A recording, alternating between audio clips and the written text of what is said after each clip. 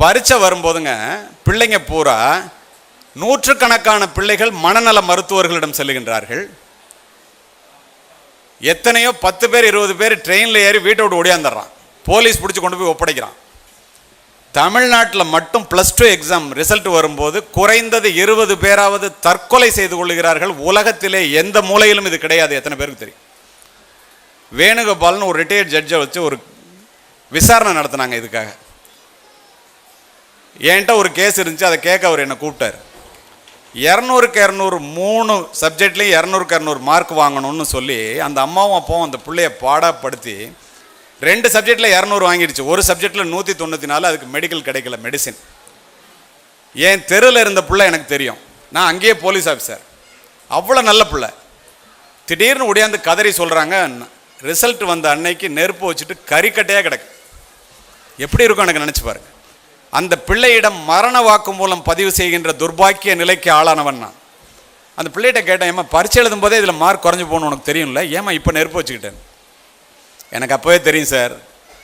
நினைவு வந்து மாறுது அந்த பிள்ளைக்கு. பக்கத்தில் நீதிபதி இருந்து மரண வாக்குமூலம் பதிவு செய்கிறாரு. நான் மட்டும் டாக்டர் ஆகலைன்னா எங்கள் அம்மா அழுதே செத்து போவாங்க சார். எங்கள் அப்பா அடிப்பாங்க சார். ஆசிரியர்கள்லாம் என்னை கேவலமாக பார்ப்பாங்க சார். பொது தேர்வு வெறி உட்கார்ந்துருக்கிற அத்தனை அம்மா அப்பாவுக்கும் எல்லா பிள்ளைங்களும் எல்லா சப்ஜெக்ட்லேயும் 100க்கு 100 வாங்க. நீங்கள் இங்கே உட்கார்ந்துருக்கிறவங்க யாராவது எதுலையாவது 100க்கு 100 வாங்கிருக்கீங்களா? எப்படிங்க முடியும்? அது சிந்தித்து பாருங்கள். நான் ஒரு சப்ஜெக்டில் கூட 100க்கு 100 வாங்கினதே இல்லைங்க. இதை ஏன் சொல்கிறேன்னா, மதிப்பெண்கள் தேவைதான். மனித உயிர் மதிப்பெண்களை விட மேலானது என்பதை தெரிந்து கொள்ளுங்கள். பிள்ளைங்க செத்து போனதுக்கப்புறம் நீங்கள் என்ன பண்ணுவீங்க? அதே மாதிரி தாங்கி பிள்ளைகளிடம் நோ சொல்ல கற்றுக்கொள்ளுங்கள். எதை கேட்டாலும் வாங்கி தரது இல்லை. டயலாக், நான் பட்ட கஷ்டம் என் பிள்ளை படக்கூடாது. என் பிள்ளை அழுதான்னா அதை சாதிக்காமல் விடவே மாட்டான். முதல் குற்றவாளிகள் நீங்கள் தான். 11ஆம் வகுப்பு படிக்கின்ற ஒரு மாணவன் எதை கேட்டாலும் மோட்டர் பைக் வேணும்னு கேட்குறாரு. கிரெடிட் கார்டை கொடுத்து அப்பா வாங்கிக்க சொன்னார். திருச்சியிலங்க, இப்போ 1 மாதத்துக்கு முன்னால். எதை கேட்டாலும் வாங்கி தருவார். ஏன்னா நான் பட்ட கஷ்டம் என் பிள்ளை படக்கூடாது. அடுத்து சினிமாவுக்கு போகிறதுக்கு காசு கேட்டான். இல்லைன்னொன்னே அடுப்படிக்கு போனால் மண்ணெண்ணெய் கணை தூக்கிட்டு போனால் நெருப்பு வச்சுட்டான். மாடி போய் இன்று வரை நடைப்பிணமாக வாழ்கின்றார். பிள்ளைகளுக்கு சிரமத்தை கற்றுக் கொடுங்கள். உங்களுக்கு ஒரு சம்பவத்தை சொல்கிறேன். நான் SSLC பாஸ் பண்ணும்போது எங்கள் அப்பா 300 ரூபா பணம் வச்சுருந்தாங்க. மன்னர் சரபோஜி அரசினர் கல்லூரியில் சேர்க்கணும் அப்படின்னு எனக்கு விருப்பம். ஏன்னா அங்கே தான் 320 ரூபா ஸ்காலர்ஷிப் தருவான். எங்கள் அப்பாவுக்கு என்னை சென்ட் ஜோசப் காலேஜில் சேர்க்கணும்னு ஆசை. ஒரு தகப்பனுக்கு 5வது வரைக்கும் படித்த விவசாயி என்னை அழைச்சிட்டு சென்ட் ஜோசப் காலேஜுக்கு போனாங்க. மார்க்கை பார்த்தோன்னா அட்மிஷன் தர்றேன்ட்டாங்க. ஹாஸ்டலில் தங்கி படித்தா 60 ரூபா பணம் கட்டணும். நீ தஞ்சாவூர்லேருந்து திருச்சிக்கு வந்தெல்லாம் படிக்க முடியாது இந்த காலேஜில், ஹாஸ்டலில் தங்கணுன்ட்டாங்க. எங்கள் அப்பாட்ட சொன்னேன், உங்களால் அதெல்லாம் முடியாதுப்பா, போகலாம் நம்ம மன்னர் சரபோஜி அரசினர் கல்லூரிக்கு. என்ன அட்மிஷன் கிடைச்சதை பணம் இல்லாதனால வேண்டான்னு சொல்லிட்டு மரங்கள் அடர்ந்த அந்த சாலையை பார்த்து கொண்டு என்னுடைய தாயிடம் வந்தேன். தாயை பற்றி உங்கள்கிட்ட இவ்வளோ நேரம் பேசினேன்ல. எங்கள் அம்மாட்ட வந்து அழுதேன். எங்கள் அம்மா சொன்னாங்க, வறுமை என்பது சிறுமை அல்லப்பா, வறுமையை கண்டு பயந்து விடாதே, ஒரு திறமை இருக்கு மறந்து விடாதேன்னாங்க. அதை அப்படியே எழுதி வச்சுக்கிட்டேன். அதுக்கப்புறம் மன்னர் சரபோஜி அரசினர் கல்லூரியில் சேர்ந்தேன், படித்தேன், போலீஸ் ஆஃபீஸர் ஆனேன். இது ஏன் சொல்கிறேன்னு தெரியுமா? எந்த கல்லூரியிலே மதிப்பெண்கள் இருந்தும் வறுமை காரணமாக எனக்கு கிடைக்கவில்லையோ அந்த கல்லூரியைப் போல நூற்றுக்கணக்கான கல்லூரிகள் இருக்கின்ற அந்த திருச்சி மாவட்டத்திற்கு மாவட்ட கண்காணிப்பாளராக மாறி அந்த கல்லூரியிலே 3 முறை முக்கிய விருந்தினராக உரையாற்றி இருக்கின்றேன். எங்கள் அப்பா என்னை அழைச்சிட்டு வந்து அவங்களுக்கு என்ன டாக்டர் ஆகணும்னு ஆசை. அடுத்த ஆசை 300 ரூபாய் வச்சுட்டு மெடிக்கல் காலேஜ் பக்கத்தில் வந்து இறங்குறோம். உன்னை தான் டாக்டர் ஆக்க முடியலப்பா, இந்த மெடிக்கல் காலேஜ் செவுத்தையாவது தொட்டு பார்த்துட்டு வரேன்னு தொட்டு பார்த்துட்டு அழுதுகிட்டே வந்தாங்க. மன்னர் சரபோஜி அரசினர் கல்லூரிக்கு தஞ்சாவூர் தெரியும் உங்களுக்கு. கல்லூரிக்கு போகிற பாதையில் மெடிக்கல் காலேஜ் வழியாக இறங்கி முந்திரி தோப்பில் போனோம். இந்த மனிதனுக்கு ஒரு மருத்துவ படிப்பின் மீது ஒரு ஏழை விவசாயிக்கு இவ்வளவு ஆசையா? இங்கு படிக்கும்போது சொன்னார்கள், இவர் ஒரு மருத்துவமனைக்கு சொந்தக்காரர், இவர் வீட்டில் 4 மருத்துவர்கள் இருக்காங்கன்னு. அதுக்கெல்லாம் நான் காரணம் இல்லை. என்னுடைய தந்தை ஏழ்மையின் காரணமாக அன்று ஏற்படுத்திய தாக்கத்தை, மார்க் இருந்துச்சு பணம் இல்லாதனால மெடிக்கல் காலேஜை சேர முடியல, எங்கள் அப்பா போய் மெடிக்கல் காலேஜ் செவுத்தை தொட்டு பார்த்துட்டு அழுதுட்டு வந்தாங்கடா. நானும் என்னுடைய மனைவியும் என்னுடைய பிள்ளைகளிடம் ஏழ்மையின் தாக்கத்தை சொல்லி சொல்லி வளர்த்த காரணத்தினால் இன்று என்னுடைய வீட்டிலே 4 மருத்துவர்கள் முதுகலை முடித்தவர்கள், நான் ஒரு மருத்துவமனைக்கு சொந்தக்காரன் என்றால் அத்துணையும் என்னுடைய ஏழை தந்தை என்னுடைய மனதிலே ஏற்படுத்திய தாக்கமே காரணம். பிள்ளைகளுக்கு பணத்தினுடைய அருமையை சொல்லி வளருங்கள். நீங்கள் வசதியாக இருந்தால் கூட ₹1 சம்பாதிப்பது எவ்வளவு கடினம் என்பது சொல்லித்தாருங்கள். பிள்ளைகளுக்கு ஆசைக்கு வாழாமல் தேவைக்கு வாழ கற்றுக் கொடுங்கள். பிள்ளைகளுக்கு அதிகமாக சொத்து சேர்த்து வைத்துவிட்டு போகின்ற பெற்றோர்களை விட பிள்ளைகளுக்கு சிக்கனமாக வாழ கற்றுக் கொடுத்து விட்டு போகின்ற பெற்றோர்கள் மேன்மையானவர்கள் என்பதை காவல்துறை அதிகாரியாக பலமுறை கண்டிருக்கின்றனர். வெற்றி பெறுவதில் மட்டும்தான் மகிழ்ச்சி என்று சொல்லாமல் மகிழ்ச்சியாக இருப்பதுதான் வெற்றி என்று பிள்ளைகளுக்கு சொல்லித்தாருங்கள். பெற்றுக்கொள்வதில் மட்டும்தான் மகிழ்ச்சி என்று சொல்லாமல் விட்டு கொடுப்பதில் மகிழ்ச்சி இருக்கிறது, விட்டு கொடுத்தவர்கள் கெட்டு போனதில்லை, கெட்டு போனவர்கள் விட்டு கொடுத்ததில்லை என்று சொல்லித்தாருங்கள். இதெல்லாம் யார் சொல்லித்தரது? அவமானங்கள் இல்லாமல் வெகுமானங்கள் இல்லை என்பதை சொல்லித்தாருங்கள். நம்மை அவமதித்தவர்களை நாமும் அவமதிக்க நினைப்பது அகங்காரம்.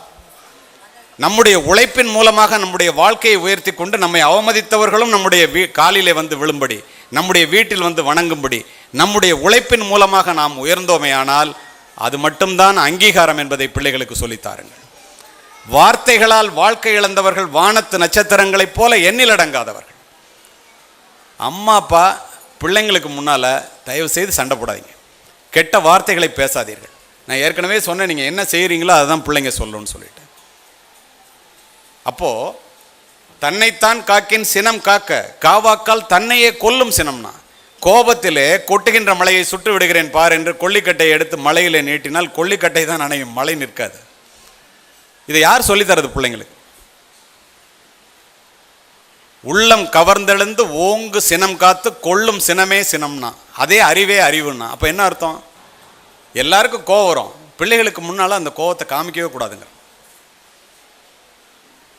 இப்போ இங்கே கணவன் மனைவியாக நிறைய பேர் உட்காந்துருக்கிறீங்க.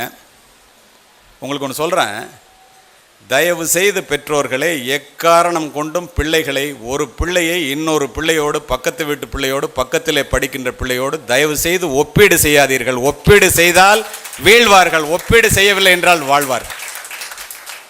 ஏன் அப்படி சொல்கிறேன் தெரியுமா? தூக்கணாங்குருவி கூடு கட்டுகிறது, சிலந்தி வலை பண்ணுகிறது, கரையான் புற்று வைக்கின்றது, எல்லாமே மகத்தான செயல்தான். ஒன்றை மற்றொன்றால் செய்ய முடியுமா? அவ்வளவு ஏங்க. எந்த பிள்ளையாவது அம்மா அப்பாவை பார்த்து அந்த அம்மா அப்பா மாதிரி நீங்கள் இல்லைன்னு உங்களை என்னைக்காவது கேட்டிருக்க? அதுங்களுக்கு இருக்கிற அறிவு நமக்கு இருக்க மாட்டேங்குது. அந்த பிள்ளை வாங்கிடுச்சு, அந்த பிள்ளை விதை ஒன்று போட சுரை ஒன்று முளைக்காது, சட்டியில் இருந்தால் தான் ஆப்பிள் வரும். நீங்கள் வாழ்ந்து காண்பியுங்கள். பிரச்சனை நம்மகிட்ட. பிள்ளைகள் அற்புதமானவர்கள், அறிவுள்ளவர்கள். அதோடு மட்டும் இல்லை, தாய் பாசத்தை பிள்ளைகளுக்கு சொல்லி வளருங்கள். உங்களுடைய பெற்றோர்களை நீங்கள் அப்படி மதியுங்கள். அப்பொழுதுதான் உங்கள் பிள்ளைகள் உங்களை மதிப்பார்கள். எப்படி? எல்லாரும் இருக்கிறதுலே பதிவு செய்கிறேனே, உங்களுடைய கஷ்டத்தை நீங்கள் உணர்கிற மாதிரி உங்கள் அம்மா அப்பாவோட கஷ்டத்தை நீங்கள் உணருங்க. உங்கள் பிள்ளைங்க உணர்தா இல்லையான்னு பாருங்கள். எப்படி தெரியுமா? தாயிலிருந்து தான் தலைமுறை தொடங்குகிறது. ஒவ்வொரு தாயும் ஒரு வரலாறு. தலைமுறை மாற்றத்தை உருவாக்கக்கூடிய தகுதி படைத்தவள் தாய் மட்டுமே. மாதா வயிறெறிய வாழா ஒரு நாளும் என்கிறார் வாரியார். மாதாவை ஒரு நாளும் மறக்க வேண்டாம் என்கிறது உலக நீதி. அன்னையும் பிதாவும் முன்னறி தெய்வம் என்கிறது கொன்றை வேந்தன். உன் தாயையும் உன் தந்தையையும் கனம் பண்ணுவாயாக என்கிறது பைபிள். என்னுடைய தாயினுடைய காலடியிலே தான் சொர்க்கம் இருக்கிறது என்கிறார் நபிகள் நாயகம். அவர் அதோட விடலைங்க, சொர்க்கத்திற்கு போகின்ற வாசலை வீட்டிற்குள்ளே வைத்து விட்டு வெளியிலே சொர்க்கத்தை தேடுகின்றாயே முட்டாளே, உன் தாய் தானடா சொர்க்கத்திற்கு போகின்ற வாசல். ஏன் தெரியுமா? நீ பிறப்பதற்கு முன்னால் 10 மாதம் உன்னை சுமந்து புரண்டு படுத்தால் கூட உனக்கு வலிக்குமே என்று தனக்கு வேண்டியதை விடுத்து உனக்கு வேண்டியதை எடுத்து உதிரத்தை கொடுத்து உணர்வினை பங்கு போட்டு உணர்ச்சிகளை பங்கு போட்டு உடலினை பங்கு போட்டு நீ பிறப்பதற்கு முன்னே உனக்காக இறைவனிடம் வேண்டிய ஒரு ஜீவன் இந்த உலகத்திலே உண்டென்றால் அது உன்னுடைய தாய் மட்டும்தான் என்று சொல்றேன்.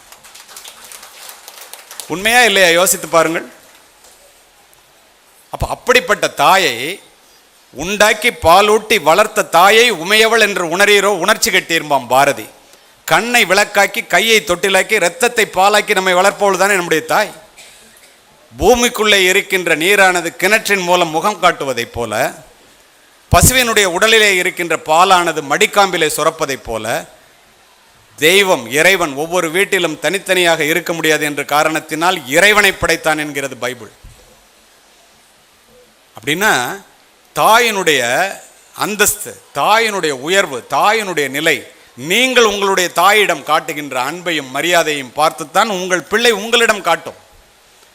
ஓலை குடிசையிலே ஒழுகும் மழைநீரை குழந்தை மேல் படாமல் காப்பதற்காக ஒவ்வொரு தாயும் தன்னுடைய உடலை கூடாரமாக்குகிறாள், ஆக்குகின்றீர்கள்.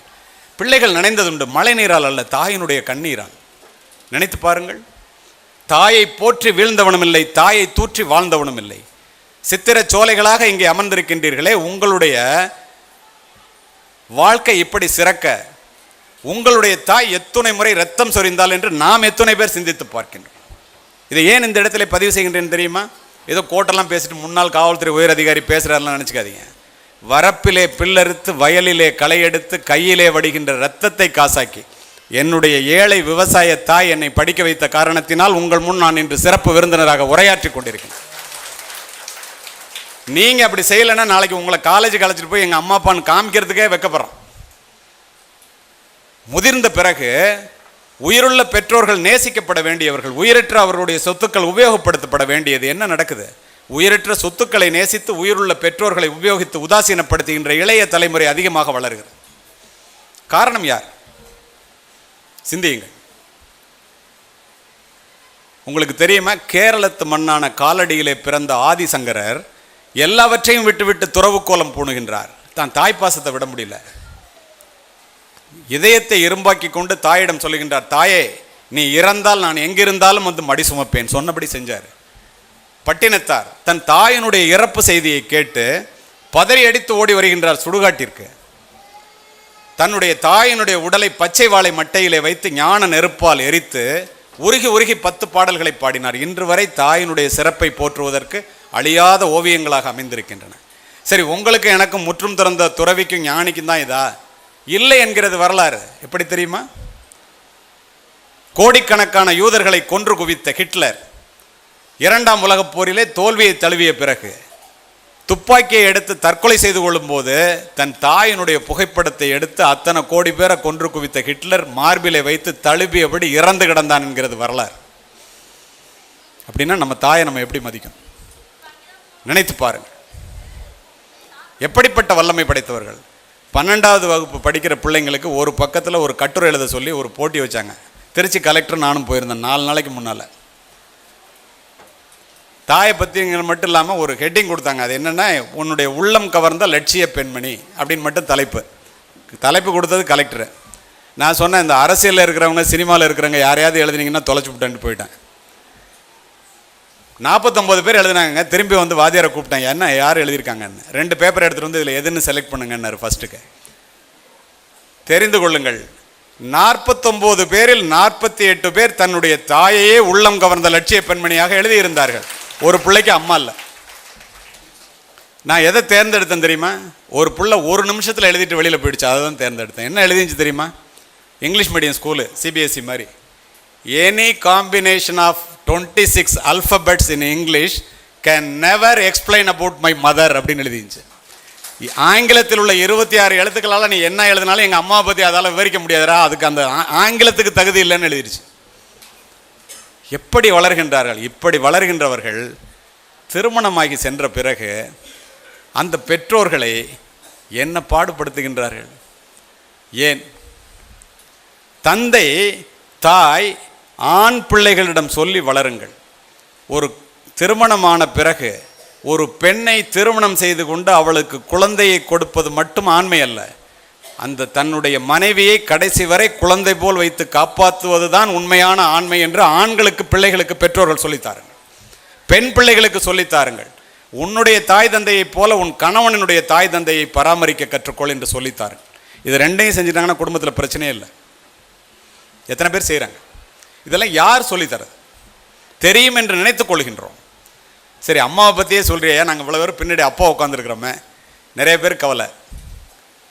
168 பயணிகளை ஏற்றி கொண்டு 2 மாதத்திற்கு முன்னால் 35,000 அடி உயரத்திலே ஒரு விமானம் பறந்தது. திடீர்னு ஒரு சத்தம், புகை மண்டலம், விமானத்தோட என்ஜின் ஆஃப் ஆகிடுச்சு. பைலட் காக்பிட்லேருந்து வெளியில் வர்றாரு. நடந்த சம்பவம். விமானத்தினோட என்ஜின் ஆஃப் ஆகிடுச்சு. மத்திய தரை கடல் மீது பறந்து கொண்டிருக்கின்றோம். 2 நிமிஷத்தில் கீழே விழுந்து சாக போகிறோம். லைஃப் ஜாக்கெட்டை போட்டுங்க, தண்ணியில் விழ போகிறோம், மிதக்கலாம். வேற வழி கிடையாதுங்கிறார். எப்படி இருக்கும்? முதல்ல மரண ஓலம், திடீரென்று மயான அமைதி. ஒரு பயம் மூச்சு விட முடியுமா? 10,000 அடிக்கு வந்துருச்சு. துணை விமானி மட்டும் அந்த ஆன் பண்ணி ஆஃப் பண்ணி பார்க்குறான், திரும்ப என்ஜினை ஆன் பண்ண முடியுமான்னு.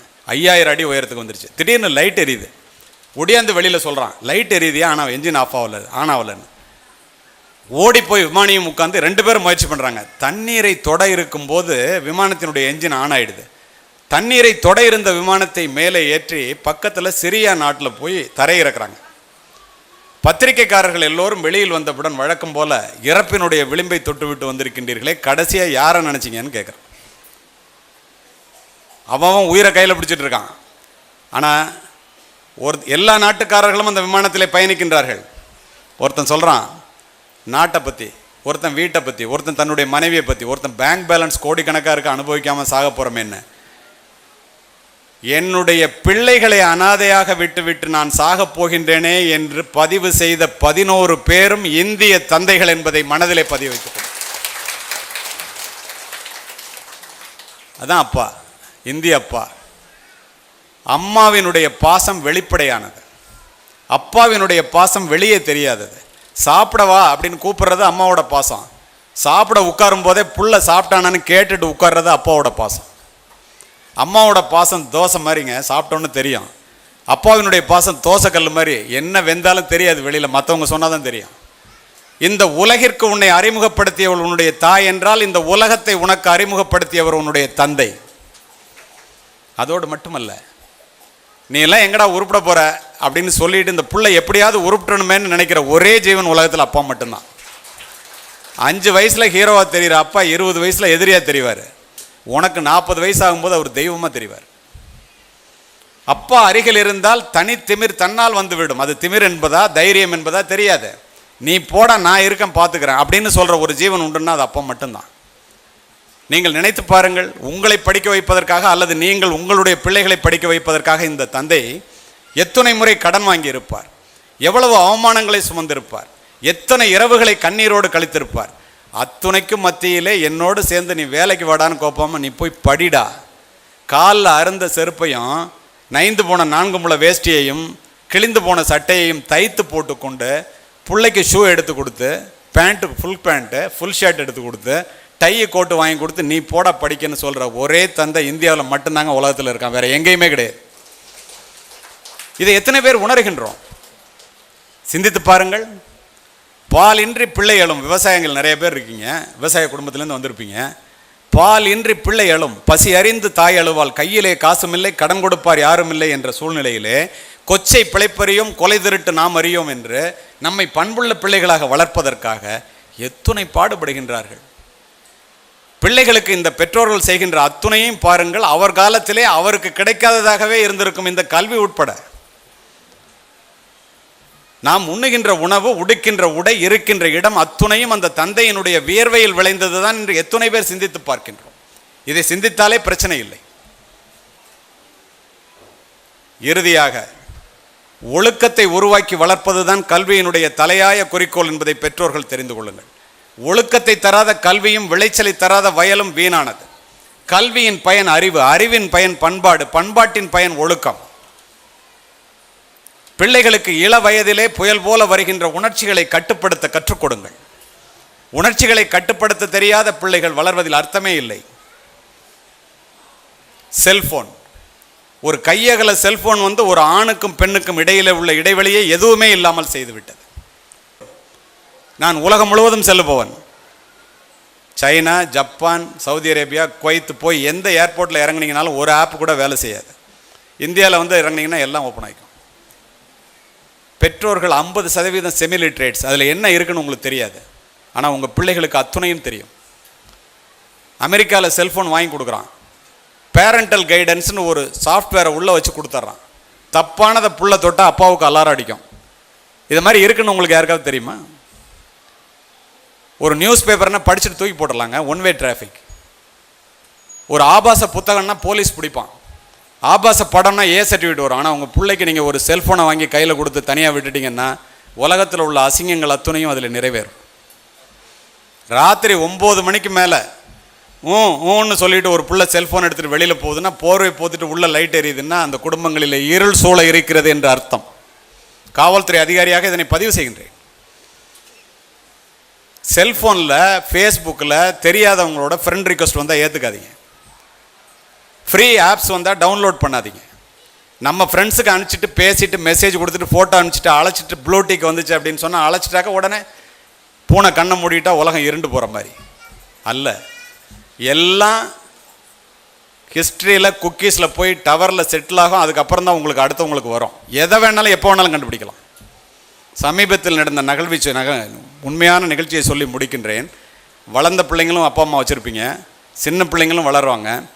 செல்ஃபோனை கண்டுபிடிச்ச ஆப்பிள் ஃபோனை கண்டுபிடிச்ச ஸ்டீவ் ஜாப்ஸ் சொல்கிறான், apple proved that a cell phone can change the world. Every once in a while a revolutionary product comes and it changes everything. My magical product proved it changes. It reshaped the culture, shaken up the industries, put computer in millions of pockets and made it possible one can know about everything with a few tap on the screen. சில touch அப்படி பண்ணால் உலகத்தில் உள்ள எதை பற்றி வேணாலும் தெரிஞ்சுக்கலான்னு சொல்லி நான் கண்டுபிடிச்ச செல்ஃபோனு இந்த உலகத்தினுடைய கல்ச்சரையே மாற்றி போட்டுச்சுறாங்க. அப்போ ஜாக்கிரதையாக இருக்க வேண்டியது யார்? மற்ற நாடுகளிலே தடை செய்யப்பட்ட அத்துணை ஆப்ஸ் இங்கே வேலை செய்யுது. சுப்ரீம் கோர்ட் சொல்லுலாம் பார்லிமெண்ட்டை, சில இளைஞர்கள் கெட்டு போகிறாங்க. நீ போய் பாருங்கள், ரயில்வே ஸ்டேஷனில் வந்து ஓரமாக கும்பலாக உட்காந்துருப்பான், ஃப்ரீ ஒய்ஃபை இருக்குன்னு. எல்லோரும் பாடம் படிச்சுட்டு இருக்கான்னு நினைக்கிறீங்களா நீங்களாம்? அம்மா அப்பா தயவுசெய்து அப்படி நினைக்காதீங்க. நூற்றுக்கணக்கான பேரை நான் அறிவேன். செல்ஃபோன் தப்புன்னு சொல்ல, மிகப்பெரிய வரம். நல்லதை செய்யலாம். அமெரிக்காவில் செய்கிற ஆப்ரேஷனை பார்த்துக்கிட்டு இங்கே செய்ய முடியுது. நான் அலாஸ்கா போகணுன்னா இங்கேருந்து புக் பண்ணிட முடியுது. என்ன உலகம் முழுவதும் எடுத்துக்கொண்டு சொன்னது என்னுடைய பேச்சை நீங்கள் பல பேர் வீடியோவில் கேட்டிருப்பீங்க. அந்த செல்ஃபோன் தான் எனக்கு தெரியும். ஆனால் 19% தான் நல்லது, 81% கெட்டதை தான் நம்ம இளைஞர்கள் யூஸ் பண்ணுறாங்க. ஒரு சொடுக்கிலே திரையிலே வந்து விழுகின்ற ஆபாச படங்கள் என்ற வெள்ளம் அமைதியான இந்திய குழந்தைகளினுடைய பண்பு நலன்களை அடித்து செல்கிறது. எங்கே திரும்பினாலும் ஒரு குழந்தை ஆபாசத்தையே பார்த்துச்சுன்னா அது இதுதான் உலகம் போல் இருக்குது, இதில் தான் நல்லது இருக்குது போல் இருக்குது, இது செய்யலைன்னா தப்பு போல் இருக்குன்னு நினைக்கிது. மெச்சூரிட்டி வர்றதுக்குள்ளே நாலேஜ் வந்துடுதுங்க. உங்களுக்கு 35 வயசில் தெரிஞ்சது அவனுக்கு 15 வயசில் தெரியுது. அப்போ அதை கண்ட்ரோல் பண்ண வேண்டிய பொறுப்பு யாரிடம் இருக்கின்றது? சிந்தித்து பாருங்கள். ஹரியானாவில் ஜிண்டால் அப்படின்னு ஒரு பல்கலைக்கழகம், லா காலேஜில் படிக்கிறவன், 3வது வருஷம் படிக்கிறவன், அப்பா முன்னாள் மத்திய மந்திரி, ஒருத்தனோட அப்பா சுப்ரீம் கோர்ட்டில் ப்ராக்டிஸ் பண்ணி ஓய்வு பெற்றவர், பெரிய குடும்பம். இந்தியாவிலேருந்து ஒரு பொண்ணு போகுது, அப்பா அம்மா 2 பேரும் வாத்தியார். MBA போய் அதே யூனிவர்சிட்டியில் சேருது. அங்கேருந்து ஹிர்திக், கரண், சின்கான்னு 3 பேர். இப்போ 40 நாளைக்கு முன்னாடி ஜட்மெண்ட்டை சொல்கிறேன், செல்ஃபோன் எவ்வளோ டேஞ்சரஸ்னு. ஒரு பையன் அதில் ஃப்ரெண்ட் ரிக்வெஸ்ட் கொடுக்குறான் அந்த பொண்ணுக்கு. இந்த பொண்ணு உண்மையை நம்பிடுது. தமிழ்நாட்டிலேருந்து போன ஆசிரியர் அப்பா அம்மா 2 பேரும் எவ்வளோ கஷ்டப்பட்டு படிக்க வச்சுருப்பாங்க. அவன் அதை லவ் பண்ணுற மாதிரி நடிக்கிறான். அந்த பொண்ணு ஏமாந்துடுது. ஃப்ரெண்ட் ரிக்வெஸ்ட் கொடுக்குறான், ஏற்றுக்குது. ஒரு நாள் இரவு சொல்கிறான், பெற்றோர்கள் தயவுசெய்து தெரிந்து கொள்ளுங்கள், நான் தான் உன்னை கல்யாணம் பண்ணிக்க போகிறேன்ல, உண்மையாக ஏமாத்துறேன்னு சொல்லிகிட்டே ஃப்ரெண்ட்ஸ்கிட்ட ஏமாத்துறான். அந்த பொண்ணுக்கு அது தெரியாது. பாவம், அபலை பெண், பேதை பெண். அசிங்கமாக ஒரு ஃபோட்டோவை அனுப்ப சொல்கிறான், அந்த பெண்ணோட ஃபோட்டோவை. அந்த ஒரு நிமிடம் அந்த பெண் எடுத்த முடிவு தன்னுடைய வாழ்க்கையை நாராக கிழித்து போட போகிறது என்று தெரியாத அந்த அபலை பெண் தன்னோட ஃபோட்டோவை அனுப்பிச்சிட்றான். அதை ஆப்பிள் ஐக்ளவுடில் வச்சுக்கிட்டு யூனிவர்சிட்டி வெப்சைட்டில் போட்டுருவேன்னு பயமுறுத்தி அந்த பெண்ணினுடைய வாழ்க்கையை அவன் மட்டுமல்ல அவனுடைய நண்பர்களும் சேர்ந்து நாராக கிழித்து போட்டு விட்டார். செத்து போயிடுவோன்னு தெரியும் போது அவங்க அப்பாவுக்கு ஃபோன் பண்ணுது. தமிழ்நாட்டிலேருந்து அம்மாவை அழைச்சிக்கிட்டு பறந்துக்கிட்டு போகிறாரு விமானத்தில். என்ன பிரயோஜனம்? செவுத்தில் போய் முட்டிக்கிறார், கம்ப்ளைண்ட் கொடுக்குறாரு. குற்றவாளியினுடைய பேக்ரவுண்டை பார்த்து எஃப்ஐஆர் போட மாட்டேங்கிறான். சுப்ரீம் கோர்ட்டுக்கு போகிறாரு. Supreme Court has given direction to register a case and investigate பண்ணுறான். நல்ல ஒரு அதிகாரி இன்வெஸ்டிகேட் பண்ணுறாரு, காவல்துறை அதிகாரி. நல்ல ஒரு ஜட்ஜுக்கிட்ட போகுது. சுனிதான்னு ஒரு பெண் ஜட்ஜு, நீங்கள் வாட்ஸ்அப்பில் ஏதாவது அனுப்பிச்சா அந்த பக்கம் பார்த்துட்டாங்கன்னாக்கா ஓப்பன் பண்ணி உங்களுக்கு ப்ளூ டிக் வருது இல்லையா, அந்த ப்ளூ டிக்கை electronic form of evidence, it is just like a fingerprint. ஃபிங்கர் பிரிண்ட்னா no 2 fingerprints are identical unless it is taken from the same finger of the same person பா. ஒரே கையில் இருக்கிற 2 விரலோட ரேகை ஒன்றா இருக்காது. அது மாதிரி அந்த ப்ளூடிக்கை எடுத்துகிட்டு உன் செல்லேருந்து அந்த பொண்ணுக்கு போய் அல்லது இன்னொருத்தருக்கு போய் அவங்க பார்த்து உனக்கு ப்ளூடிக் வந்தால் it is just like a fingerprint, conclusive ப்ரூஃப்னு 3 குற்றவாளிகளுக்கும் ஒரு பெண் நீதிபதி 20 ஆண்டு கடுங்காவல் தண்டனை விதித்து முதல் முறையாக தீர்ப்பு கோரியிருக்கின்றார். இதை ஏன் சொல்கிறேன் தெரியுமா?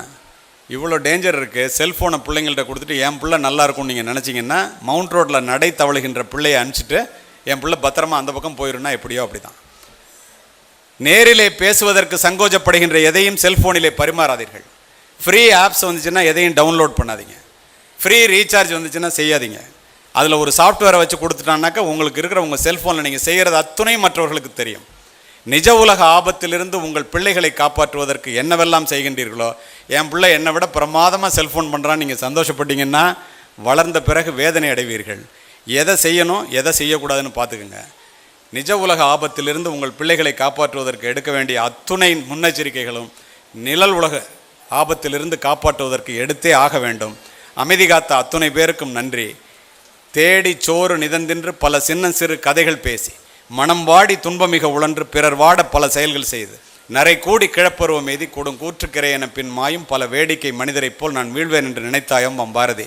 இதுவரை இந்த பெற்றோர்களிடமும் அடுத்தடுத்த அறையில் உட்காந்து பார்த்துட்டு இருக்கிற இந்த பெற்றோர்களிடமும் நான் பேசியது அத்துணையும் சொற்கள் அல்ல, அத்துணையும் விதைகள்.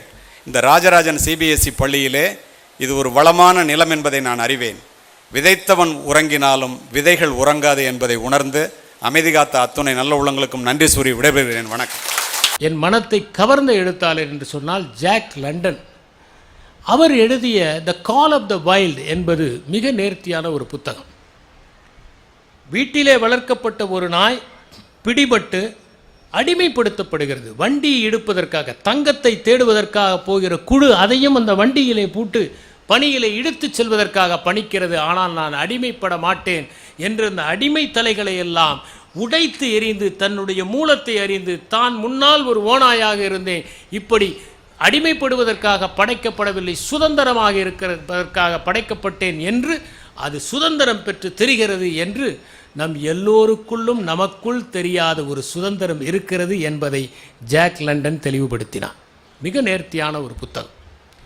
எ லெட்டர் டு த கார்ஷியா என்பது 3 பக்கங்கள் கொண்டது. எட்வர்ட் ஹபர்ட் எழுதிய அந்த புத்தகம் மிக நேர்த்தியான ஒரு கட்டுரை, எல்லோருமே வாசிக்கலாம். அமெரிக்காவிற்கும் ஸ்பெயினுக்கும் யுத்தம் நடக்கிற போது அமெரிக்க ஜனாதிபதி ஒரு தீவிரவாத குழுவை சார்ந்த கார்ஷியா என்பவர் இருக்கிறார். அவர் ஸ்பெயினுக்கு எதிராக கிளர்ச்சி செய்கிறார்.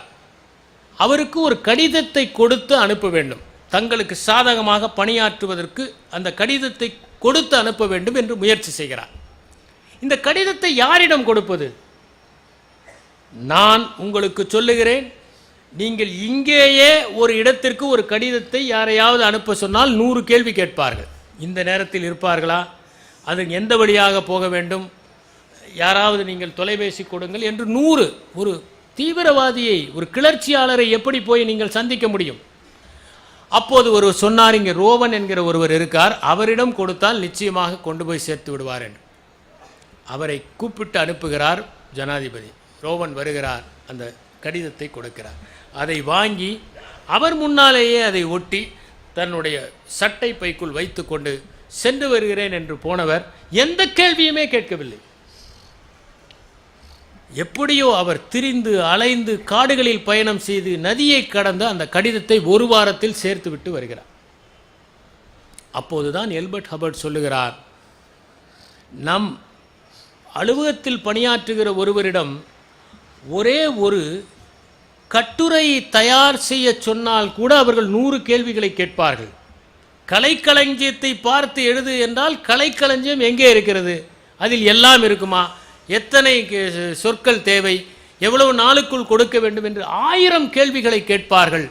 ஆனால் இந்த உலகத்தில் ரோவன் போன்ற மனிதர்கள் தான் எல்லா நிர்வாகங்களிலும் தேவைப்படுகிறார்கள் என்கிற அற்புதமான கட்டுரை. அது அனைவரும் படிக்க வேண்டிய ஒரு கட்டுரை. ஏர்னஸ்ட் ஹெமிங்வே என்பவர் மிகச்சிறந்த ஒரு எழுத்தாளர், பல விபத்துகளை சந்தித்தவர். அவருடைய ஓல்டு மேன் அண்ட் த சீ, இதை எல்லோரும் கடவுளும் கிழவனும் என்று மொழிபெயர்ப்பார்கள். ஆனால் நான் தலைவனும் கடலும் என்று மொழிபெயர்க்கிறேன். காரணம், கப்பற்படையில் இருந்தவர்களுக்குத்தான் தெரியும், யார் தலைமை மாலுமையோ அவரை ஓல்டு மேன் என்று தான் அழைப்பார்கள். நிர்வாகத்தில் கூட நீங்கள் இராணுவத்தில் இருப்பவர்களை கேட்டு பார்த்தால் அவர்கள் அந்த நிலையத்திலே தலைமை பொறுப்பிலே இருப்பவர்களை ஓல்டு மேன் என்று தான் அழைப்பார்கள். ஏனென்றால் ஓல்டு மேன் என்றால் வயசு என்கிற ஒரு அர்த்தமும் இருக்கிறது. பலருக்கு அது இல்லாமல் இருக்கிறது, ஆனால் இருப்பதாக கருதி கொண்டு அவ்வாறு அழைப்பது உண்டு.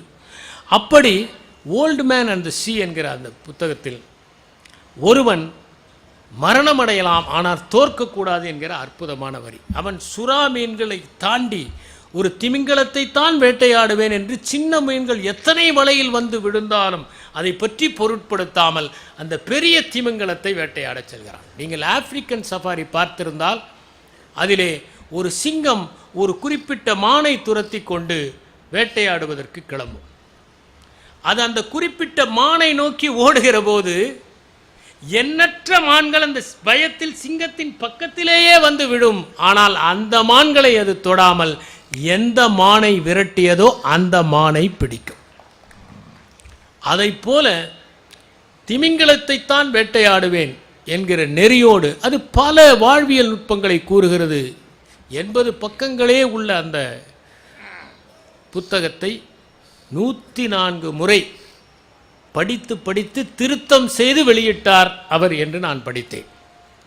தற்கொலை செய்து கொள்வது தவறு, ஏனென்றால் அவருடைய குடும்பத்தில் அனைவருமே தற்கொலை செய்து கொண்டார்கள். அது மிகவும் தவறு என்று எழுதிய ஏர்னஸ்ட் ஹெமிங்வேயே தற்கொலை செய்து கொண்டார் என்பதுதான் கொஞ்சம் வருத்தமான ஒரு கருத்து. காரணம், மரணம் அவரை வெல்ல அவர் அனுமதிக்கவில்லை என்றுதான் நாம் கொள்ள வேண்டும். அதைப்போல இன்னொரு மகத்தான புத்தகம் ருட்யார்ட் கிப்ளிங் எழுதிய கிம் என்பது. அந்த கிம்மில் ஒரு பெரிய துறவியும் ஒன்று சிறுவனும் சேர்ந்து உரையாடுவதைப் போல வரும். பல மகத்தான புத்தகங்களை பார்த்தால் ஒரு பெரியவரும் ஒரு சிறுவனும் சேர்ந்து உரையாடுவதைப் போல அவை அமைக்கப்படுவது உண்டு. அதை போலத்தான் சித்தார்த்தா என்கிற ஒரு புத்தகம், ஹெர்மன் ஹெசி எழுதிய புத்தகம். அதிலே ஒரு நதியிடமிருந்து கூட கற்றுக்கொள்ளலாம் என்ற அந்த ஓடக்காரன் சொல்வதும், அவனுடைய வார்த்தைகளை கேட்டு எவ்வளவோ தவம் இருந்து கிடைக்காத ஞானத்தை அந்த சித்தார்த்தன் அடைவதும், இறுதியிலே அவன் சிரிக்கிற போது அதை மெய்ஞானம் பெற்றவருடைய பிரதிபலிப்பு கிடைத்ததைப் போல இருப்பது என்பதும் மிக நேர்த்தியாக எழுதப்பட்ட புத்தகங்கள். இப்படி தத்துவ விசாரம் சார்ந்த சில புத்தகங்கள் யோசிக்க வைப்பதோடு நம் வாழ்க்கையை வடிவமைப்பதற்கும் மாற்றி அமைப்பதற்குமான உத்திகளை எனக்கு கற்றுத்தந்தன. இதற்கு பிறகு நிர்வாகத்தில் இருக்கிற காரணத்தால் கவனிப்பது என்பது மிகவும் முக்கியம். பல நேரங்களில் நாம் பேசுவதைத்தான் தகவல் தொடர்பு என்று நினைத்து கொண்டிருக்கிறோம். ஆனால் கவனிப்பது முக்கியம். ஏனென்றால் ஒருவர் பேசுவது பொய்யாக இருக்கலாம், அவர்களுடைய வாய் பொய் சொல்லலாம், ஆனால் உடல் மொழி பொய் சொல்லாது, உடல் மொழி சரியாக சொல்லும். சிலர் நம்மை பாராட்டுகிறேன் என்று கை குலுக்குவார்கள், ஆனால் கையிலே அந்த ஒரு மலர்தல் இருக்காது, ஒரு நெருக்கம் இருக்காது, இணக்கம் இருக்காது. அதை வைத்து அவர்கள் கை குலுக்குவது மரபுக்காகத்தானே தவிர நிச்சயமாக மலர்தலினால் அல்ல என்பதை புரிந்து கொள்ளலாம். ஆகவே ஒருவருடைய உடல் மொழிகளை பார்த்து எப்படி கற்றுக்கொள்வது என்பதை பற்றி விலங்கியல் ஆராய்ச்சி நிபுணரான டெஸ்மண்ட் மாரிஸ் நிறைய புத்தகங்கள் எழுதியிருக்கிறார். பீப்புள் வாட்சிங், மேன் வாட்சிங், நேக்கட் ஏப், naked man, naked woman, human zoo போன்ற பல புத்தகங்களை அவர் எழுதியிருக்கிறார். அத்தனை புத்தகங்களுமே வாசிக்க தகுந்தவை. உதாரணமாக நாம் எல்லோரும் நினைத்து கொண்டிருக்கிறோம், முத்தம் எப்படி வந்தது என்பதை அவர் விளக்குகிற போது, முதலில் வனத்திலே திரிந்து வாழ்ந்தபோது குழந்தைகளுக்கு மாமிசத்தை மென்று மென்மையாக கொடுப்பதற்காக தாய் அதை மென்று தன்னுடைய உதடுகளின் மூலமாக குழந்தைகளின் உதடுகளுக்கு ஊட்டினாள். இப்படித்தான் முத்தம் ஆரம்பமானது. பிறகு குழந்தை அழுகிற போதெல்லாம் தன்னுடைய உதட்டை குவித்து முத்தம் கொடுத்து உணவு வரப்போகிறது என்கிற நம்பிக்கையை கொடுத்து சாந்தப்படுத்தினாள்.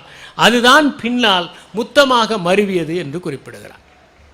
இன்னொரு இடத்திலே ஒருவர் நிற்கிற தோரணை என்ன, அவர் கண்கள் எதை சொல்லுகின்றன என்பதையெல்லாம் அவர் குறிப்பிடுகிறார். ஒருவர் புன்னகை எப்போது உண்மையான புன்னகையாக இருக்கும், எப்போது பொய்யான புன்னகையாக இருக்கும் என்று குறிப்பிடுகிறார். ரே பேர்ட் விசல் என்பவர் ஒரு மனிதனுடைய முகத்தில் 2,50,000 முகபாவனைகளை நாம் வாசிக்க முடியும் என்று குறிப்பிடுகிறார். ஒருவர் புன்னகை புரிவதை பார்த்து இது உண்மையான புன்னகையா என்று தெரிந்து கொள்ளலாம். 2 கண்களின் ஓரங்களில் சுருக்கங்கள் ஏற்பட்டு இதழ்கள் சரியாக பிரிந்தால்தான் அது சரியான புன்னகை, இல்லாவிட்டால் போலி புன்னகை என்பதை நாம் அடையாளம் கண்டுபிடிக்கலாம். ஒருவர் கை குலுக்குவதை வைத்து அவர்களை பற்றி நாம் தெரிந்து கொள்ளலாம்.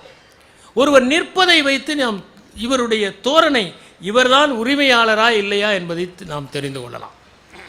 அதை போலவே இருக்கைகளை வைத்து நாம் தெரிந்து கொள்ளலாம். எந்த அலுவலகத்திற்கு நீங்கள் சென்றாலும் அதிகாரம் அதிகமாக அந்த மேசையின் அகலம் அதிகமாகிக் கொண்டே இருக்கும். அப்போதுதான் அவர்கள் மக்களை தூரத்திலே வைக்க முடியும். அதை போலவே ஒருவருடைய இடைவெளி என்ன? சொந்த இடைவெளி என்ற ஒன்று இருக்கிறது. 1.5 அடி வரை ஒரு சொந்த இடைவெளி. அந்த சொந்த பரப்பில் யார் வந்தாலும் பிரச்சனையாகும். அதனால்தான் அமைதி ஊர்வலங்களிலேயே வேறு யாராவது தங்களுடைய சொந்த பரப்பில் வந்துவிட்டால் அது வன்முறை ஊர்வலமாக மாறிவிடுகிறது. அதை போலவே 20 அடிக்கு பிறகுதான் பொது பரப்பு தொடங்குகிறது. அதனால்தான் எல்லா மேடைகளுக்கு முன்னாலும் முதல் நாற்காலி 20 அடிக்கு அப்பால் தான் அமைக்கப்பட வேண்டும். அப்போதுதான் அவர்கள் அந்த பொது பரப்பிலே இருந்து சரியாக கவனிப்பார்கள். புருவம் எதற்கு பயன்படுகிறது என்று கூறுகிற போது டெஸ்மண்ட் மாரி சொல்லுகிறார், புருவம் இருப்பதே மனிதனுக்கு மாத்திரம்தான், வேறு எந்த விலங்குக்கும் இல்லை. குரங்குகளுடைய தலையைப் போல 2 மடங்கு நம்முடைய தலை பெரிது. ஏனென்றால் அவற்றிற்கு 450 கிராம் மூளை, நமக்கு 1350 கிராம் மூளை பெரிதாக இருக்கிறது. ஆகவே நம்முடைய நெற்றிக்கு மேல் இன்னொரு முகம் இருக்கிறது. அந்த 2ஐயும் பிரிப்பதற்காகத்தான் புருவம் ஏற்படுத்தப்பட்டது. அந்த புருவம் என்பது இப்போது பல கருத்துக்களை தெரிவிப்பதற்கு பயன்படுகிறது. நீங்கள் புருவத்தை சுருக்கினால் தீவிரமாக பார்க்கிறீர்கள் என்று பொருள். ஒரு மனிதனை பார்த்து நீங்கள் புருவத்தை சுருக்கினால் பிடிக்கவில்லை என்று பொருள். புருவத்தை உயர்த்தினால் வியப்பு என்று பொருள். நம்முடைய உடலிலேயே நரைக்காத முடி இருப்பது நம்முடைய கண் இமையிலே இருக்கிற அந்த மயிர்தான். அதுதான் நரைப்பதே இல்லை, மற்ற எல்லாம் நரைத்து விடுகிறது. நரைக்காதது போல இருப்பவர்களெல்லாம் மறைத்திருக்கிறார்கள் என்று பொருள். எல்லோரும் அமர்ந்திருக்க போது அவர்கள் உயரத்திலே வித்தியாசம் இருக்காது. காரணம், நம்முடைய முதுகெலும்பு எல்லோருக்கும் ஒரே மாதிரி தான் இருக்கிறது, ஒரே அளவுதான் இருக்கிறது. ஆனால் கால்கள் தான் ஒருவருடைய உயரத்தை தீர்மானிக்கிறது. எனவே தான் உட்கார்ந்து இருக்கிற போது எல்லோரும் ஒரே உயரத்தில் இருக்கிறார். அதை போலவே எப்படி நடப்பது? இன்னொன்று, உடல் மொழிகளை பொறுத்தவரை ஜூலியஸ் ஃபாஸ்ட் என்பவர் ஒரு புத்தகத்தை எழுதியிருக்கிறார், பாடி லாங்குவேஜ் என்பது. ஒரு சர்க்கஸில் எப்படி சிங்கத்தை கட்டுப்படுத்துகிறார்கள் என்று குறிப்பிட்டிருக்கிறார். சிங்கத்தினுடைய சொந்த வெளிக்குள் அந்த ரிங் மாஸ்டர் நுழைகிறார். நுழைந்தவுடன் அந்த சிங்கம் ஆக்ரோஷமாக அவர் மீது பாய்வதற்காக வருகிறது. நம்முடைய தமிழ் பாடலிலேயே இருக்கிறது, கொம்புளதற்கு 5 முடம், குதிரைக்கு 10 முடம் என்று நம்முடைய பழந்தமிழ் பாடலிலேயே இருக்கிறது. எனவே சிங்கம் தன்னுடைய சொந்த பரப்பில் வந்தவுடன் ஆக்ரோஷமாக பாய்வதற்கு போகிறது. அவர் நகர்ந்து கொண்டு ஒரு நாற்காலியை நகர்த்துகிறார். அதன் மீது ஏறி இது என் சொந்த வெளி என்று அது நம்மிடம் சொல்கிறது. இப்படித்தான் அவர் கட்டுப்படுத்துகிறார். பரப்பு வெளிகளை கொண்டுதான் சிங்கம் புலிகளை கூட கட்டுப்படுத்துகிறார்கள் என்று ஜூலியஸ் ஃபாஸ்ட் சொல்லுகிறார். அமெரிக்காவில் இருந்து பல பேர் ஜெர்மனியிலே இது how to read a book person like a book என்கிற புத்தகம், இதுவும் உடல் மொழியை பொறுத்தது. அதிலே அமெரிக்காவிலிருந்து ஜெர்மனிக்கு ஒற்று செய்வதற்காக பலர் சென்றார்கள். துப்பு துலக்குவதற்காக சென்ற அவர்கள் ஜெர்மன் மொழியை எல்லாம் கற்றுவிட்டார்கள். ஆனால் ஐரோப்பியர்கள் கால் மீது கால் போடுவதற்கும் அமெரிக்கர்கள் கால் மீது கால் போடுவதற்கும் வித்தியாசம் இருக்கிறது. அமெரிக்கர்கள் ஒரு காலை இன்னொரு காலின் மீது பக்கவாட்டிலே போடுவார்கள். அதுக்கு பேர் ஃபிகர் 4 பொசிஷன் என்பது. ஆனால் ஒரு காலின் மீது இன்னொரு கால் போடுவது என்பது ஐரோப்பியர்களுடைய பழக்கம். அமெரிக்கர்கள் எல்லாவற்றையும் சரிதாக செய்தார்கள். ஆனால் கால் மீது கால் போடுவதை மட்டும் அமெரிக்க பாணியில் செய்து ஹிட்லரிடம் மாட்டிக்கொண்டார்கள் என்கிற ஒரு தகவல் வருகிறது. எனவே நம்முடைய உடல் மொழியை வைத்து பலவற்றை அறிந்து கொள்ளலாம். ஒருவர் பொய் பேசுகிற போது அடிக்கடி காதை தொடுவார்கள், அதை நீங்கள் தெரிந்து கொள்ளலாம். அதை போலவே ஒருவர் இன்னொருவரை பார்க்கிற பார்வை, அந்த பார்வை 3 நொடிகளுக்கு மேல் இருந்தால் அவர்களுக்கு உங்கள் மீது ஆர்வம் இருக்கிறது என்று பொருள். இவர்களெல்லாம் அமர்ந்திருப்பது சாய்ந்து அமர்ந்திருக்கிறார்கள். எனவே இவர்களுக்கு இந்த பேச்சை கேட்பதில் ஆர்வம் இருக்கிறது என்று பொருள். நுனிக்கு வந்தால் நான் முடித்து விட வேண்டும் என்று பொருள். வரவில்லை, அதனால் தொடர்கிறேன். அதைப் போலவே அந்த காலத்தில் பெண்களுடைய விழிகளை பார்ப்பார்கள். பெண்களுடைய விழிகளில் உள்ள அந்த பாப்பா விரிந்திருந்தால் அவர்களுக்கு ஆர்வம் என்று பெயர். அதனால் பெரும்பாலான விளம்பரங்களில் வருகிற பெண்களோ ஆண்களோ குழந்தைகளோ அவர்களுடைய அந்த பியூப்பிள் டைலேட் ஆவதற்கான மருந்தை போடுவார்கள். அது விரிவடைந்தால் அதன் மீது ஆர்வம் இருப்பதைப் போல அவர்களுக்கு தோன்றுவதை பார்த்து நம்முடைய பீப்புளும் விரிவடையும் என்பதுதான் அதனுடைய தாத்பரியம். இதே கருத்துக்களை பல்வேறு இடங்களில் உடல் மொழி சம்பந்தமாக ஆய்வு செய்தவர்கள் சொல்லியிருக்கிறார்கள். ஒரு உதாரணத்திற்கு வில்லியனூர் ராமச்சந்திரன் எழுதிய அவருடைய அந்த ஃபேண்டம்ஸ் இன் த பிரெயின் என்கிற புத்தகத்தில் சிரிப்பு எப்படி உதயமானது, சிரிப்பு என்பது நாம் பிரைமேட்டாக இருந்தபோதே உதயமாகிவிட்டது. ஒரு குரங்கின் எல்லைக்கு இன்னொரு குரங்கு வந்தால் உடனே இந்த குரங்கு தன்னுடைய பற்களை காட்டி நான் கடித்து விடுவேன், என் எல்லைக்கு வராதே என்று சொல்லும். உடனே அந்த இன்னொரு குரங்கு தன்னுடைய பற்களை காட்டி நீ கடித்தால் நானும் கடிப்பேன் என்று சொல்லும். இதுதான் நாளடைவில் சிரிப்பாக மாறி மனிதர்கள் ஒருவரை ஒருவர் பார்த்தால் சிரித்து கொள்ளுகிற பழக்கமாக மாறியது என்று ராமச்சந்திரன் சொல்லுகிறார். அதனால்தான் நாமும் மேலதிகாரிகளை பார்த்தால் சிரித்து வைக்கிறோம். இப்படி உடல் மொழியை பற்றி Desmond Morris, Julius Fast, Barbara Pease போன்ற பல்வேறு விதமான நிபுணர்கள் சொன்னது மிகவும் உதவியாகவும் மனிதர்களை புரிந்து கொள்வதற்கு வசதியாகவும் ஒருவர் பேசுகிற போது ஆர்வத்துடன் கவனிக்கிறார்களா என்பதை தெரிந்து கொள்வதற்கும் பயனுள்ளதாக இருந்தது.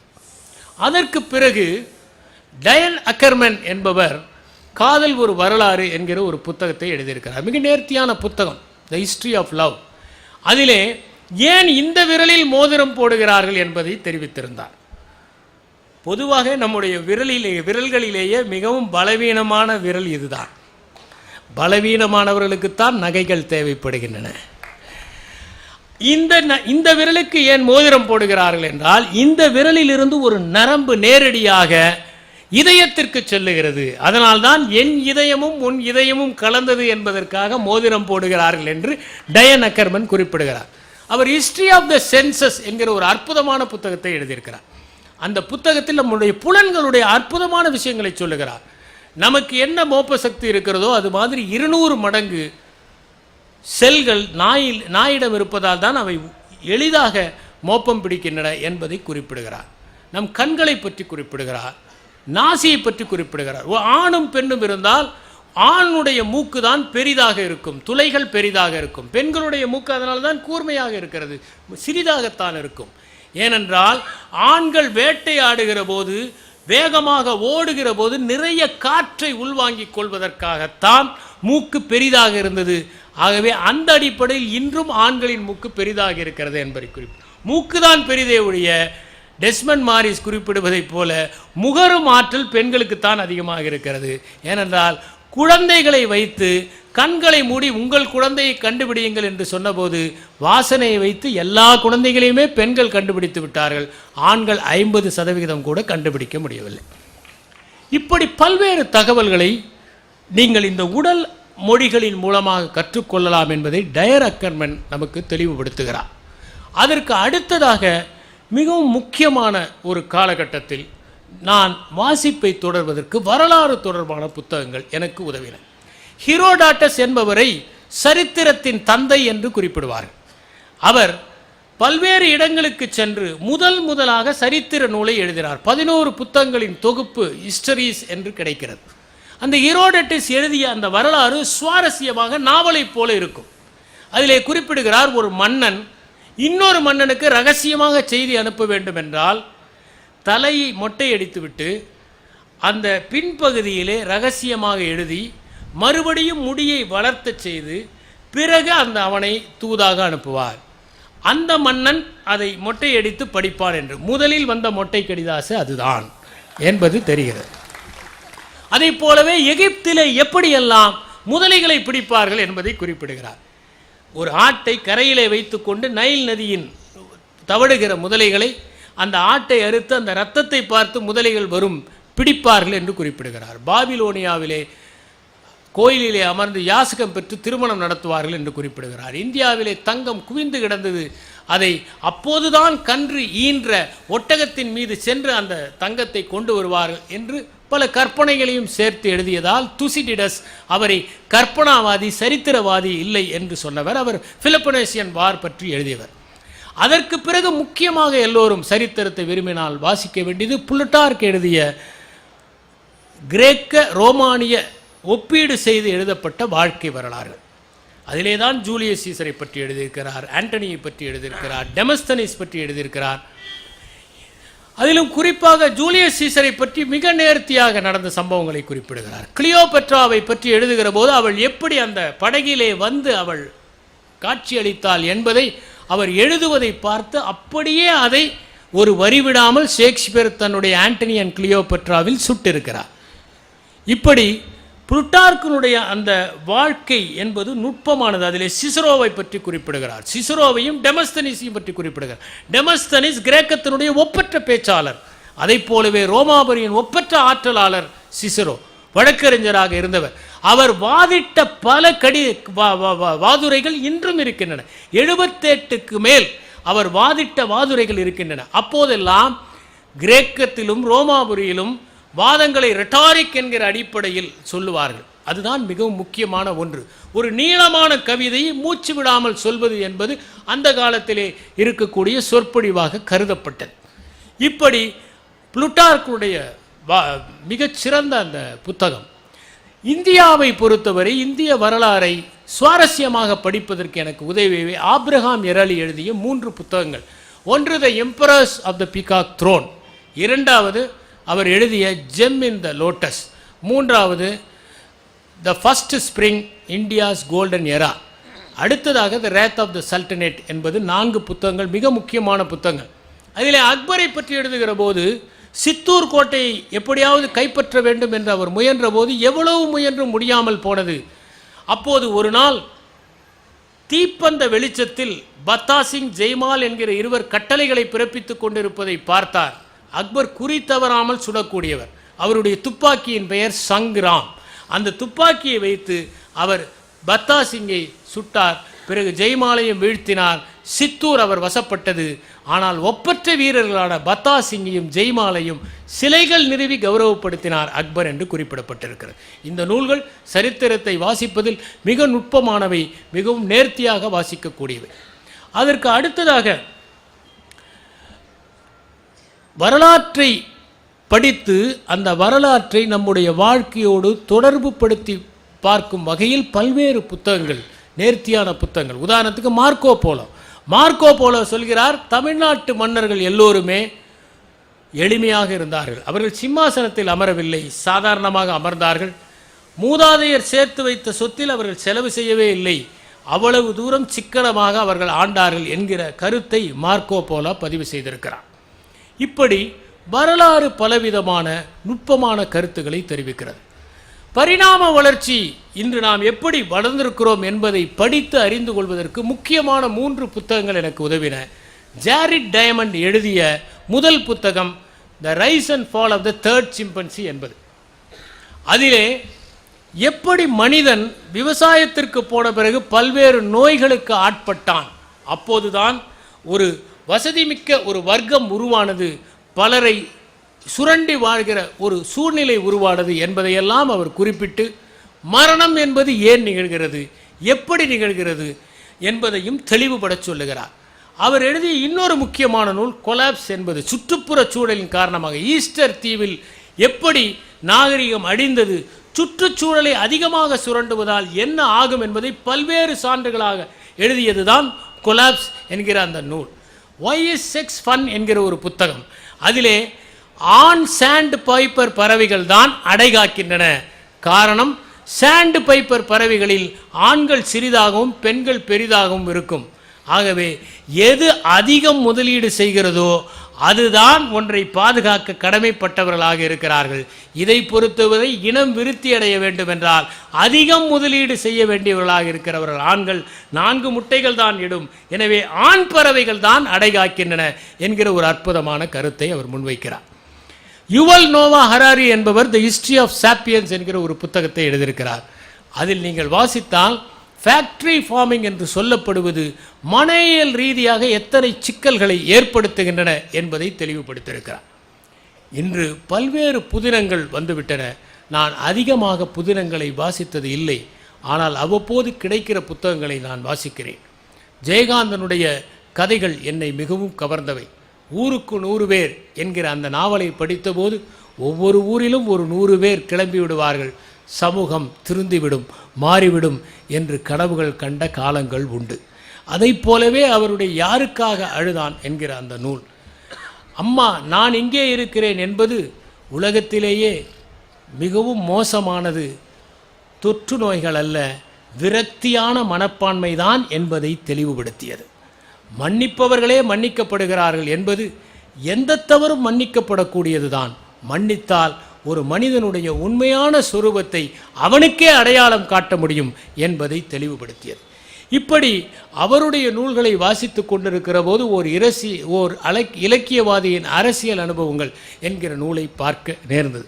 அதிலே மேடையிலே பேசிக்கொண்டிருக்கிற பலர் எந்தெந்த தீமைகளை குறித்து பேசுகிறார்களோ அவர்களே பல நேரங்களில் அதற்கு காரணமாகவும் இருக்கிறார்கள் என்கிற ஒரு கருத்தையும் தெளிவுபடுத்துகிறார். புதுமைப்பித்தனுடைய சிறுகதையில் மிகவும் விரும்பி வாசித்தது செல்லம்மா என்கிற ஒரு கதை.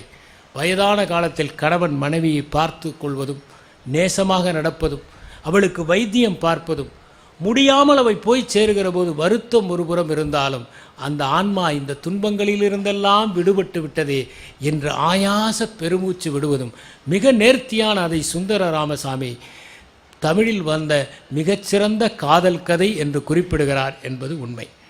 பாரதிதாசனுடைய பாடல்கள், பாரதியாருடைய பாடல்கள், இப்படி எண்ணற்ற கவிதைகளை தொடர்ந்து வாசித்தேன்.